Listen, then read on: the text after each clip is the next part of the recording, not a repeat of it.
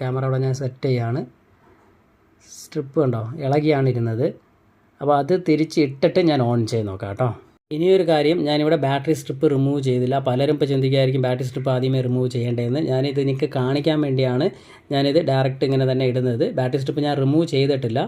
കണ്ടോ, ഫോൺ ഓണായി തന്നെയാണ് ഇരുന്നത്. ടച്ച് വർക്കാവില്ല, കാരണം അത് റീസ്റ്റാർട്ട് ചെയ്താലേ ടച്ച് വർക്കാവും. നമ്മൾ ഡയറക്റ്റ് പിടിച്ചിട്ടുണ്ട്. നമ്മൾ ബാറ്ററി സ്ട്രിപ്പ് ഒന്ന് റിമൂവ് ചെയ്യുകയാണ്, എന്നിട്ട് ഒന്നും കൂടി കണക്ട് ചെയ്തിട്ട് ഓൺ ചെയ്യുകയാണ്. കാരണം എന്ന് പറഞ്ഞാൽ ഇത് ഡയറക്റ്റ് നമ്മൾ, അതായത് ബോർഡ് ഓണായിരിക്കുമ്പം ഡിസ്പ്ലേ സ്ട്രിപ്പ് പിടിച്ചിട്ട് കഴിഞ്ഞാൽ ടച്ച് വർക്കാവില്ല, അല്ലെങ്കിൽ റീസ്റ്റാർട്ട് കൊടുക്കണം. റീസ്റ്റാർട്ട് ചെയ്യണമെങ്കിൽ ഇനി പവർ ബട്ടൺ വോളിയം ബട്ടണൊക്കെ നെക്കി പിടിച്ചുകൊണ്ടിരിക്കണം. അതിനും ഭേദം സിമ്പിളായിട്ട് ബാറ്ററി സ്ട്രിപ്പ് റിമൂവ് ചെയ്തു, കണക്ട് ചെയ്തു, ഓൺ ചെയ്തു. അപ്പോൾ ഇനി നമുക്ക് ടച്ച് വർക്കാവുന്നത് നോക്കാം. ഇതുപോലത്തെ കംപ്ലയിൻറ്റ് ഒരുപാട് പേർക്ക് വരുന്നുണ്ട്. തറയിൽ വീഴാൻ നേരത്ത് ബാറ്ററിയുടെ സ്ട്രിപ്പോ അല്ലെങ്കിൽ ഡിസ്പ്ലേയുടെ സ്ട്രിപ്പോ അങ്ങ് ഇളകിപ്പോവും.